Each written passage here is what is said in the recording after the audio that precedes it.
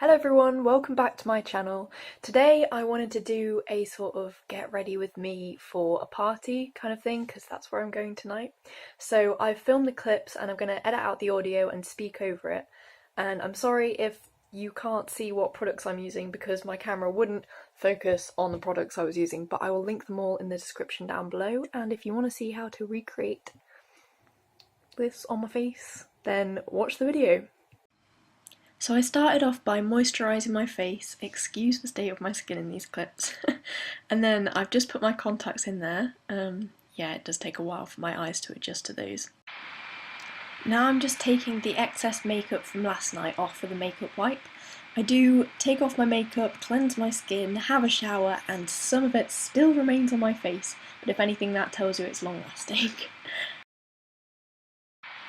And the only thing I've done to my hair so far is just washed it and slept in it, and then it goes to this absolute mess. So we're going to start by combing that out, if I can find my comb, there it is. And once I've combed it all the way through a couple of times, I'll start straightening it. Now I'm just going to go in with my straighteners, and what I do is I go from the very root of my hair and straighten about half to a quarter of the way down, which leaves a wave at the bottom but means it gets rid of the kind of messy look at the top. You know, this won't work for everyone's hair, this is just the best way I've found to do mine, which has a bit of a weird kinky wave, but if you can do it right it can end up looking nice sometimes. Now that I've done that all the way around the parting of my hair, I part my hair about 3 or 4 more times and do that to the hair underneath to make sure it's got a nice flat and more smooth finish.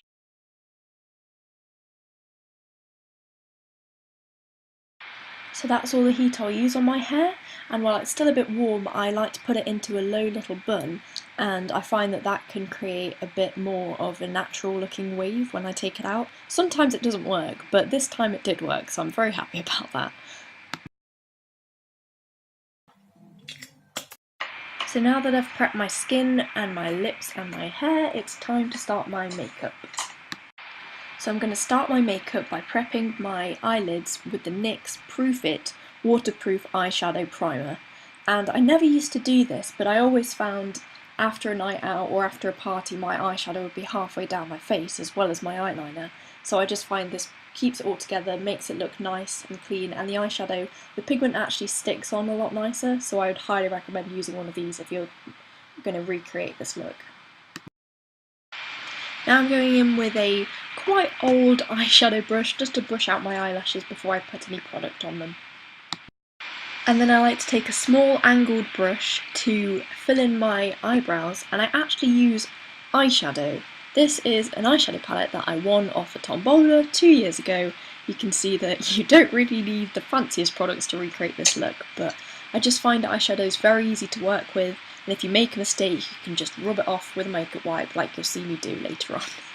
So yeah, I'm going to start by doing a very clean cut line just underneath, very slightly underneath the hairs of my eyebrows, and then fill in from there a bit more loosely. I try not to make my eyebrows look too boxy, so I just feather it out at the front and then carry on the pigment over the top of my eyebrow. And because this is a party, I'm now actually going in with black eyeshadow to define my brows a bit more at the end. It may look a bit more severe than it actually turns out on this camera, because I assure you it doesn't look like I've got two-toned eyebrows, it does actually work in the end. Now it's time to whip out the makeup wipes again and clean up my eyebrows. So I just like to go around the edges, around the tips, and just make them quite clean and sharp for this kind of look. I'm now going to take my Revolution Pro HD palette, and I'm going to start with a neutral base colour just to go all over my eyelid before I put on the crease and the shimmery colour. I'm now going to take this light pink colour to go all the way through my crease, and I like to start in the middle of my eye and take it round the top. So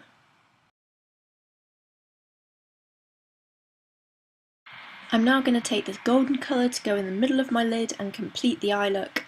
I would do a cut crease if I knew how, but I don't, so I'm just going to whack this on and blend it into the pink. I'm now getting out my trusty makeup wipe again, and I'm going to clean up the bottom for any fallout that's gone from my eyeshadow and make a more defined edge for me to follow with my eyeliner. I do know that I could use some kind of masking tape or any sort of makeup tape, but I find that this is just a lot easier for me and it's kinder to my skin. I'm now going in with my number 7 Stay Perfect liquid eyeliner, and what I like to do is I like to start with a very thin line across my eyelashes and then kind of wing it out along the crease of the eyeshadow that I made with my makeup wipe and just keep applying stuff until it looks good. I know that's not a very good explanation of my method, but I really do feel like you kind of get your own knack of it once you've been doing it for quite a while, and I've been using eyeliner for absolute years, so this is just the best way that I've found that works for me.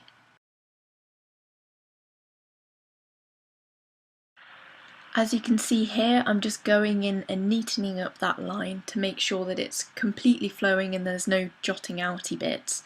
And sometimes I do make a mistake and have to go in with my makeup wipe, but thankfully this time that didn't happen on the main bit and it just went in one shot.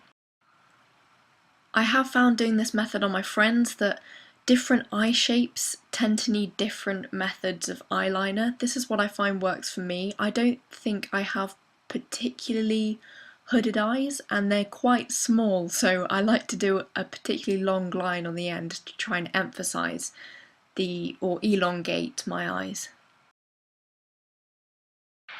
I'm now once again going in with a makeup wipe to try and sharpen up the wing of my eyeliner, and you've got to be very careful if you're going to try and do this because one wrong slip of the finger and your whole wing can come off. And now here we have my two even-ish wings, and my eyeliner is the most lengthy part of my makeup routine, but if you stick with it and be patient, then I'm sure you'll get the hang of it. I've left my foundation till after my eyeliner because I find that I can get a lot of fallout from my eyeshadow, and also I like to go in and correct all the mistakes from my eyeliner. So if I did my foundation first, that would mess it all up. So now I'm going in with my foundation just under the eyes, nothing else. And I use a beauty blender to blend it out, and I try and do it in a sort of triangle formation, bring it down my cheek a little bit to make sure that it flows into my skin. I'm now going in with my Collection Lasting Perfection Concealer, and I use the shade Extra Fair 0 because I am very white, and I like to put this all over just any blemishes or discoloration I have on my face. I find that sometimes my foundation doesn't cover everything, so I just re-go over that on the bottom. Sorry, I'm just jamming out there to my playlist. I'm now going to take my Rimmel Clear Complexion Clarifying Powder, and I use the transparent one because, again, I am very pale. I'm now using a different eyeshadow brush to pack some powder underneath my eyes. This just makes sure that throughout the night when I'm dancing, maybe getting a bit sweaty, my mascara doesn't run down my face, and I find it just sets my foundation into place very nicely.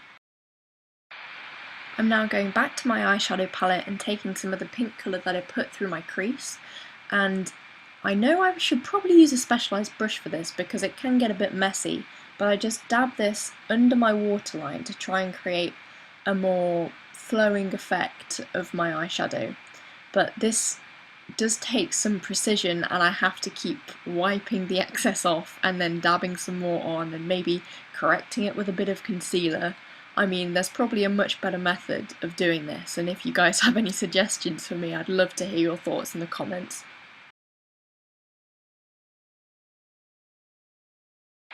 I'm now taking my number 7 Lash Impact Waterproof Mascara in the shade or colour brown/black, and what I like to do is I like to do one full heavy cover on my top lashes and then go in for a second one and then use the excess on the brush to do my bottom lashes. This might be a bit of a weird method, but I find it works for my eyelashes because they're not particularly long, so they need a bit of encouragement.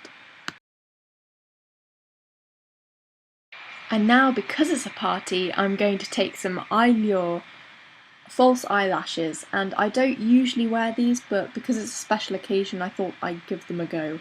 I'm not the best at false eyelashes, as you can probably see from this clip. It takes a lot of concentration, but I just like to dab the glue onto the lash and then press it down, and sometimes I even use the tip of a pen to try and get them down because I couldn't find any tweezers. I'm now going back in with my number 7 mascara to try and fix those falsies to my real lashes. And now it's time to cover up those spots with my number 7 Beautifully Matte Foundation. And I don't know what shade it is, but it's a pretty good guess to say that it's probably the lightest one. And I use my beauty blender slightly wetted and dab this all over my chin because that's where I get most of my spots. And I bring that up to the other foundation under my eyes to make sure that it doesn't seem patchy. But I don't like to put foundation all over my face because I can find that leads to more breakouts. I just use it where I think that it will look best. And again, I'm just going to go back in with my concealer to cover up any bits that my foundation hasn't managed to cover.